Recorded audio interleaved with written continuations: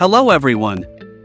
Today, I'll show you how a freelancer gets paid in a WordPress Freelancer Marketplace plugin using an out-of-the-box solution, the Freelancer Marketplace Plugin.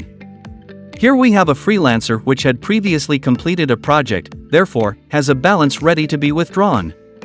To check that, simply go to Freelancer Dashboard and Payments. We will request for a payment withdrawal by clicking on the Request Withdrawal button. After requesting for a withdrawal, it will appear on the backend page for site admins to see. Simply go to Withdrawals menu, and here is listed all withdrawal request.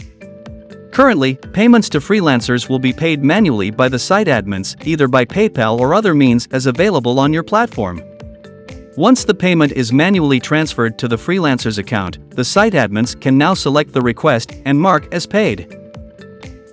After that, the freelancer will be notified by email, and also upon checking on the payment section, it will show that his wallet balance records a credit, as per the withdrawal paid successfully. That is how a freelancer is paid on a WordPress Freelancer Marketplace plugin.